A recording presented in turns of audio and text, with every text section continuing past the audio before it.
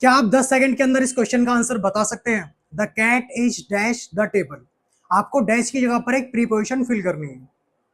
थोड़ा डिफिकल्ट लग रहा होगा। डिफिकल्ट लगने की वजह बस यही है कि आपको प्रीपोजिशन आती तो है, लेकिन आप ये नहीं जानते कि उसको किस तरीके से सही जगह पर इस्तेमाल करना है।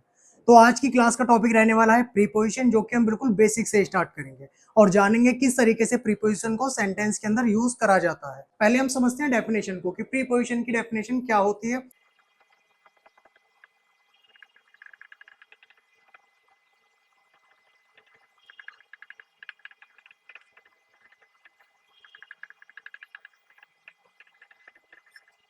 तो प्रीपोजिशन की डेफिनेशन है, preposition is a word used before a noun और प्रोनाउन। प्रीपोजिशन वो वर्ड होते हैं जो किसी नाउन या प्रोनाउन से पहले इस्तेमाल करे जाते हैं। अभी इसको हम कुछ एग्जांपल के थ्रू समझेंगे। फिर अगली लाइन में बोला गया it denotes the relation between noun pronoun and other part of the sentence. तो उस सेंटेंस में आने वाली जो नाउन या प्रोनाउन होती है उसका रिलेशन बताया जाता है अदर पार्ट के साथ, उस सेंटेंस के दूसरे पार्ट के साथ। अब इसको हम कुछ एग्जाम्पल के थ्रू समझते हैं। जैसे मैंने यहाँ पर एक सेंटेंस लिखा। इस सेंटेंस का क्या मतलब है? मेरी किताब टेबल में है, मीन्स टेबल के अंदर है। तो यहाँ पर प्रीपोजिशन क्या होगा? प्रीपोजिशन होगा जो कि नाउन से पहले लगा हुआ है। नाउन क्या है यहाँ पे? द टेबल, और उससे जस्ट पहले क्या आ रहा है? एक प्रीपोजिशन आ रहा है जिसका मतलब होता है में, टेबल में। अब इस प्रीपोजिशन को मैं चेंज करके दूसरी भी यूज कर सकता हूँ। जैसे मैंने इसकी जगह पर यूज करा ऑन।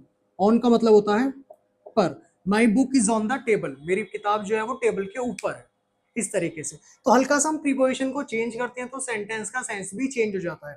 अब यहाँ पे टेबल, अब यहाँ पे बुक का जो रिलेशन है वो टेबल के साथ दिखाया जा रहा है कि किस तरीके से बुक कहाँ पर है, टेबल के अंदर है, टेबल के नीचे है, टेबल के ऊपर है।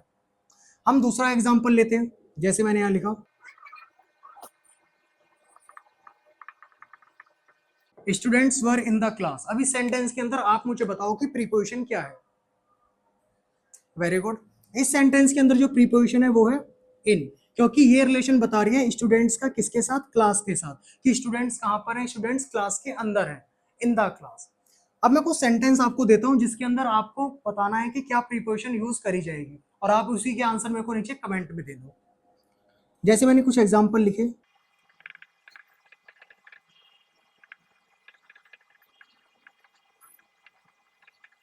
इन तीनों ही सेंटेंस के आंसर आपको नीचे कमेंट में देने हैं और फिल करनी है इसमें preposition.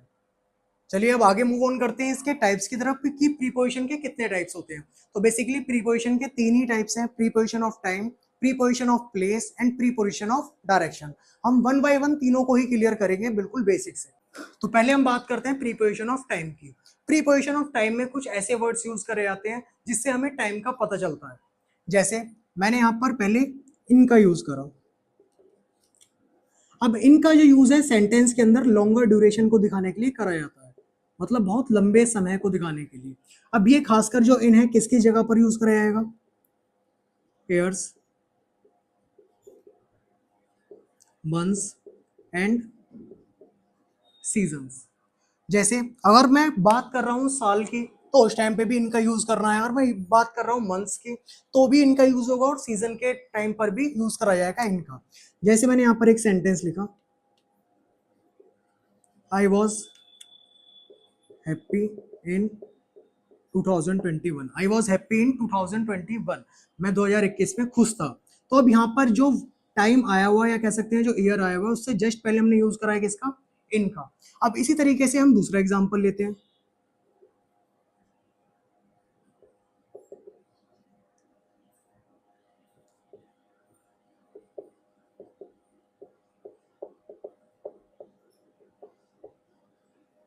She was coming to the town in January. वह जनवरी में टाउन आ रही थी। अब इस सेंटेंस के अंदर क्या प्रीपोजिशन रहने वाली है? इस सेंटेंस में प्रीपोजिशन है इन, जो कि जस्ट टाइम से पहले हमने यूज करी है। इसी तरीके से हम सीजन का एग्जांपल समझते हैं।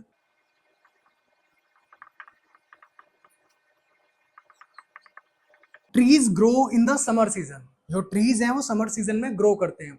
अगेन यहाँ पे नाउन क्या है? यहाँ पर नाउन है समर, और उससे जस्ट पहले हमने यूज करा किसका? इनका, जो कि क्या दिखाता है यहाँ पे? जो हमें प्रीपोजिशन ऑफ टाइम के बारे में बता रहा है। अब हम मूव ऑन करते हैं इसके अगले टाइप की तरफ, जो है एट। कि एट का यूज किस तरीके से प्रीपोजिशन ऑफ टाइम में किया जाता है? जो एट होता है वो हमेशा एग्जैक्ट टाइम की बात करता है। जैसे मैंने सेंटेंस लिखा,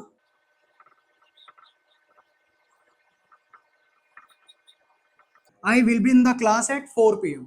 अब इस सेंटेंस के अंदर जो फिक्स टाइम आया हुआ है 4 PM, उससे जस्ट पहले हमने यूज करा एट का। इसी तरीके से हम और आगे एग्जांपल देखते हैं। जैसे मैंने लिखा,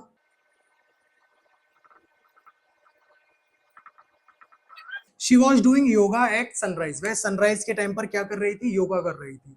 तो यहाँ पे भी हमने सनराइज जो कि नाउन है उससे पहले प्रीपोजिशन का यूज करा, और यहाँ पर सनराइज किस टाइम पे होता है, उसका एक फिक्स टाइम होता है, तो इसी वजह से हम यहाँ पर एट का यूज कर रहे हैं। अब ऐसे कौन कौन सी चीजें हो सकती हैं, जैसे डस्क, सनराइज, नून, एंड इसी तरीके से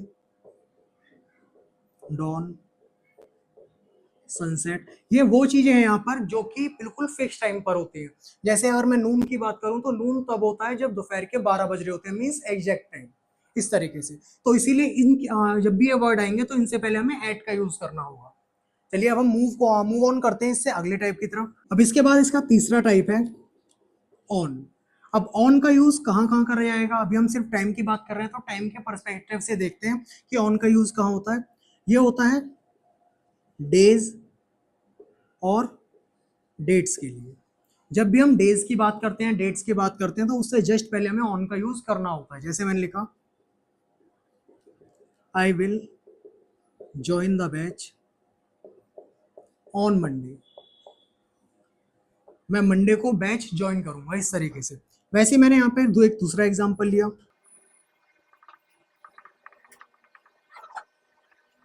you are going to the temple on 1 May।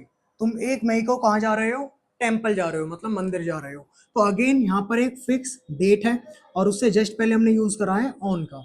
इसी तरीके से ऊपर वाले सेंटेंस में जो डे आया हुआ था मंडे, उससे जस्ट पहले हमने यूज करा ऑन का। तो ऑन की जब भी बात करी जाती है टाइम के सेंस में, तो ये डेज या फिर डेट से पहले यूज करा जाएगा। अब हम आगे मूव ऑन करते हैं इससे अगले वाले टाइप की तरफ। तो अब हम बात करेंगे सिंस और फ्रॉम की, कि सिंस और फ्रॉम में क्या डिफरेंस होता है। जैसे मैंने यहां पर एक सेंटेंस लिखा, वैसे दोनों को ही हिंदी में से बोलते हैं। अब जैसे मैं यहां पर हिंदी में एक सेंटेंस लिखता हूं, वह दोपहर से पढ़ रहा था। ऐसे मैंने इसके कॉन्ट्रास्ट में एक दूसरा सेंटेंस लिया, वह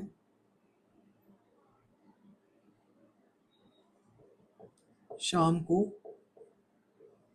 बाहर जाएगा। अब आप मुझे बताइए कि दोनों सेंटेंस में हम कहां पर सिंस का यूज करेंगे और कहां पर फ्रॉम का यूज करेंगे। ठीक है, देखो यहाँ पर सिंस का यूज तब करा जाता है जब हम पास्ट टाइम की बात कर रहे होते हैं, पुराने टाइम की बात कर रहे होते हैं। जैसे वह दोपहर से पढ़ रहा था, तो दोपहर से पढ़ रहा था मीन्स इससे पहले के टाइम से पढ़ रहा था, तो यहाँ पर हम यूज करेंगे सिंस का। ठीक है, बट जब हम बात करते हैं इसी के कॉन्ट्रास्ट में अगले सेंटेंस की, तो वो है वह शाम को बाहर जाएगा। मीन्स हम आने वाले टाइम की बात कर रहे हैं, फ्यूचर की बात कर रहे हैं, तो यहाँ पर यूज करा जाएगा फ्रॉम। ऐसे ही आप और एग्जांपल इसके अंदर यूज कर सकते हैं। जैसे मैंने एक सेंटेंस और बोला, वह सुबह से क्रिकेट खेल रहा था। अब इसके अंदर सिंस आएगा या फिर फ्रॉम आएगा, वेरी गुड, इस सेंटेंस के अंदर आने वाला है सिंस। लेकिन अगर मैं बात करूं कि वह शाम को क्रिकेट खेलने जाएगा, तो यहाँ पर बात की जाएगी किसकी, फ्रॉम की, क्योंकि वो टाइम फ्यूचर का टाइम है, वो फ्यूचर में जाएगा, इस तरीके से। तो आई होप आपको क्लियर हुआ होगा कि सिंस और फ्रॉम में क्या डिफरेंस होता है। अब हम मूव ऑन करते हैं इसके अगले टाइप की तरफ। अब इसके बाद इसका अगला टाइप है इन एंड विद इन। अब इसका यूज किस तरीके से किया जाएगा। अब इनका यूज मैंने बताया था यहाँ पे कि लॉन्गर टाइम के लिए कराया जाता है। जैसे I will return your book in 6 days। Suppose करो आपने किसी से बुक उधार ली हुई है और आप उसको लौटाना चाहते हो बुक, तो यहाँ पे हम यूज कर सकते हैं I will return your book in 6 days। मैं तुम्हारी किताब जो है वो 6 दिनों में वापस कर दूंगा। बट जब मैं बात करता हूँ विद इन की, तो मैंने सेम सेंटेंस को यूज करा, I will return your book with in 6 days। अब सेकेंड सेंटेंस के अंदर लिखा हुआ है I will return your book with in 6 days। मैं तुम्हारी जो किताब है वो 6 दिनों के अंदर अंदर वापस कर दूंगा, मीन्स 6 दिनों से एक्सीड नहीं होगा, मैं उससे पहले ही वापस कर दूंगा। बट ऊपर वाले सेंटेंस से क्या सेंस बन रहा है, I will return your book in 6 days, मैं तुम्हारी जो किताब है वो 6 दिनों में वापस करूंगा, 6 दिन के बाद वापस करूंगा। तो दोनों में आपको फर्क समझ आया होगा। विद इन जो यहाँ पर एक लिमिट से पहले की बात कर रहा है, और ये इन जो यहाँ पर वो एक एग्जैक्ट लिमिट की बात कर रहा है, 6 दिन की। आई होप आपको क्लियर हुआ होगा। इसके अंदर आप और भी सेंटेंसेस यूज कर सकते हैं। प्रीपोजिशन ऑफ टाइम में अब हम लास्ट टॉपिक पढ़ेंगे जिसका नाम है टिल एंड अनटिल। टिल का मतलब होता है तक, टिल का मतलब होगा तक, और अनटिल का मतलब होता है जब तक। अब दोनों का ही सेंटेंस में किस तरीके से यूज करा जाएगा। सेंटेंस मैंने यूज करा है I will wait for you till the evening, मैं तुम्हारा इंतजार करूंगा कब तक, इवनिंग तक, इस तरीके से। ऐसे यहाँ पे मैंने अनटिल का एक एग्जांपल लिया, until he comes I will not leave, जब तक वह नहीं आता मैं यहाँ से नहीं जाऊंगा, इस तरीके से। तो आई होप आपको क्लियर हुआ होगा टिल और अंटिल का क्या यूज होता है। टिल का यूज कराया जाता है जो सेंटेंस में जहां पर हम सेंस बनाना चाहते हैं तक का, और अंटिल का यूज कराया जाता है तब जब हम जब तक की बात करते हैं। आई होप आपको क्लियर हुआ होगा टिल और अंटिल में क्या डिफरेंस है। अब इसके बाद बात करते हैं हम प्रीपोजिशन ऑफ प्लेस की, कि प्रीपोजिशन ऑफ प्लेस में किस तरीके की प्रीपोजिशंस आती है और उनका यूज सेंटेंस में कैसे करा जाता है। तो सेकंड है हमारा प्रीपोजिशन ऑफ प्लेस। इसके अंदर हम सबसे पहले बात करते हैं एट की। एट अभी आपने प्रीपोजिशन ऑफ टाइम में ही पढ़ा था, लेकिन वहां पर एट का यूज कराया था टाइम के बारे में बताने के लिए। बट प्रीपोजिशन ऑफ प्लेस के अंदर जो एट का यूज कराया जाएगा वो कराया जाएगा जगह के बारे में बताने के लिए। एट का यूज तब कराया जाता है जब हम किसी एग्जैक्ट प्लेस की बात करते हैं। जैसे मैंने सेंटेंस लिखा, postman postman was standing at the door step, postman जो था वो डोर स्टेप पर खड़ा हुआ था। तो यहाँ पर हमने एट का यूज करा किस चीज को बताने के लिए, एक एग्जैक्ट प्लेस को बताने के लिए। इसी तरीके से मैंने एक दूसरा सेंटेंस लिया, she was waiting for her friends at the railway station, वह रेलवे स्टेशन पर अपने दोस्तों का वेट कर रही थी। अब इस सेंटेंस में अगेन मैंने एट का यूज करा है, बट किस चीज के बारे में बताने के लिए, रेलवे स्टेशन के बारे में बताने के लिए, जो कि एक एग्जैक्ट प्लेस है। बट जब हम बात करते हैं इसी के कॉन्ट्रास्ट में इन की, तो इनका जो यूज है वो किया जाता है लार्जर प्लेस के बारे में बताने के लिए, उन जगह के बारे में बताने के लिए जो कि काफी बड़ी है। जैसे मैंने लिखा I live in Delhi, I live in Delhi, क्योंकि दिल्ली बहुत बड़ी जगह है इसीलिए मैंने उससे जस्ट पहले यूज करा इनको। ऐसे मैंने लिखा ही वर्क्स इन अमेरिका, वह अमेरिका में काम करता है। तो इस सेंटेंस के अंदर अमेरिका जो है वो एक लार्जर प्लेस है, और उससे जस्ट पहले हम यूज कर रहे हैं इनका। आई होप आपको क्लियर हुआ होगा एट और इन में क्या डिफरेंस होता है और इसको किस तरीके से इस्तेमाल करते हैं। एट का यूज तब करा जाता है जब एग्जैक्ट प्लेस की बात होती है, और इनका यूज तब करा जाता है जब बड़ी जगहों की बात हो। अब हम आगे मूव ऑन करते हैं इसके अगले टाइप की तरफ। इससे अगले टाइप में हम समझेंगे कि इन और इनटू में क्या डिफरेंस होता है। जैसे मैंने बताया इनका यूज हम बड़ी जगह के लिए करते हैं, बट इनटू का यूज कहाँ करा जाएगा, तो हम समझते हैं इनटू। इनटू का यूज तब करा जाता है जब हम किसी एक मीडियम से दूसरे मीडियम में जाते हैं या दूसरे स्टेट में जाते हैं। जैसे मैंने लिखा है यहां पर, she entered into the classroom. She entered into the classroom का क्या मतलब है, वह क्लासरूम में गई।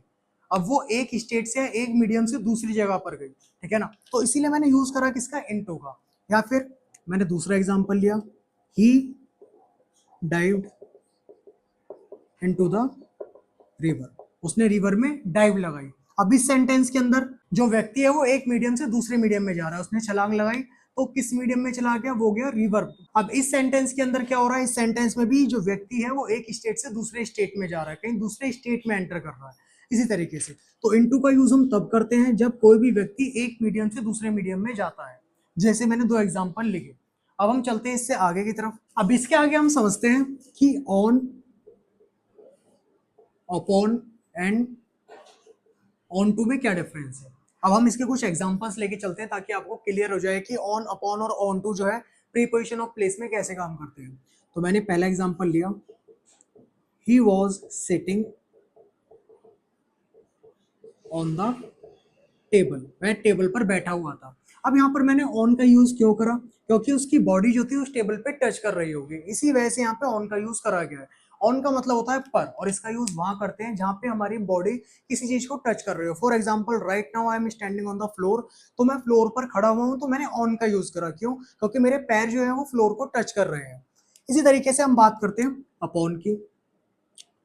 तो ऑन मतलब हो गया पर। अपॉन का यूज करा जाता है जब मूवमेंट होती है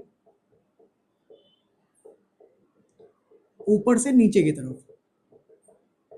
जैसे मैंने यहां पर सेंटेंस लिखा, बुक्स फेल अपॉन मी, किताबें मेरे ऊपर गिरी। तो ऊपर गिरी मतलब ऊपर से वो नीचे की तरफ गिरी, तो इसीलिए मैंने यूज करा अपॉन का। इस तरीके से मैंने दूसरा सेंटेंस लिया, my mobile fail upon the floor, मेरा मोबाइल जो था वो फ्लोर पर गिर गया। तो अगेन जो मूवमेंट हो रही है वो ऊपर से नीचे की तरफ हो रही है, इसीलिए हम यूज करते हैं अपॉन का। अब हम देखते हैं ऑन टू। ऑन टू भी अगेन मूवमेंट के बारे में बताता है, बट मूवमेंट जो है ये नीचे से ऊपर की ओर होती है। जैसे मैंने लिखा यहाँ पर, Aman mounted on to the horse, Aman जो है घोड़े पर चढ़ा। अब जब चढ़ने की बात करी जा रही है तो कोई भी व्यक्ति नीचे से ऊपर की तरफ जा रहा है। इस सेंटेंस में तो इसी वजह से ऑन टू का यूज करा गया है, क्योंकि मूवमेंट कहां से हो रही है, मूवमेंट हो रही है नीचे से ऊपर की तरफ। आई होप आपको क्लियर हुआ होगा ऑन का यूज कहाँ करते हैं, अपॉन का यूज कहाँ कराया जाता है और ऑन टू का यूज कहाँ कराया जाता है। अगर मैं इसको थोड़े से वर्डों में सम अप करूं तो ऑन का यूज पर के लिए कराया जाता है जहां हमारी बॉडी सरफेस को टच कर रही हो। अपॉन का यूज वहां कराया जाता है जहां पे मूवमेंट ऊपर से नीचे की तरफ होती है, ऊपर से कोई चीज नीचे गिरी। और ऑन टू का यूज तब करा जाता है जब कोई मूवमेंट नीचे से ऊपर की तरफ होगी, जैसे किसी का ऊपर चढ़ना या इस तरीके से। अब हम चलते हैं इसके अगले टाइप की तरफ। अब इसका अगला टाइप है अमंग एंड बिटवीन। इसका बहुत ज्यादा यूज देखा होगा आपने अपनी बुक्स के अंदर या फिर एग्जाम में भी इससे क्वेश्चन आते हैं कि अमंग और बिटवीन को कैसे इस्तेमाल करते हैं। तो बिटवीन का यूज, दोनों का ही यूज जो है यहाँ पर चीजों को डिवाइड करने के लिए करा जाता है या फिर चीजों को बांटने के लिए करा जाता है। अब जैसे मैंने यहाँ पर एग्जाम्पल लिखा, अब इस सेंटेंस के अंदर बात की जा रही है, please share these apples among the students, students के बीच में एप्पल्स बांट दो। तो ऑब्वियस सी बात है स्टूडेंट जो होंगे वो ज्यादा ही होंगे, ठीक है, प्लूरल सेंस में होगा, इसीलिए हमने यहाँ पर यूज करा अमंग का। फिर बिटवीन का यूज हम तब करते हैं,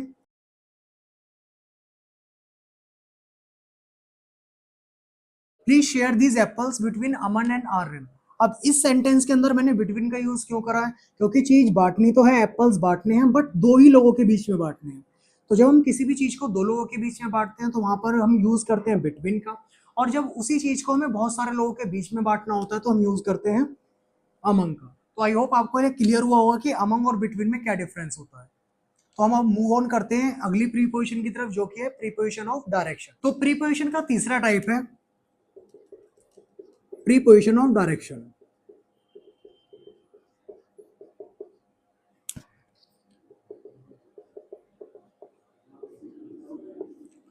तो नाम से ही पता चल रहा होगा डायरेक्शन, तो ये डायरेक्शन के बारे में ही बात करते हैं इस तरीके की प्रीपोजिशन। तो पहले हम समझते हैं इसके अंदर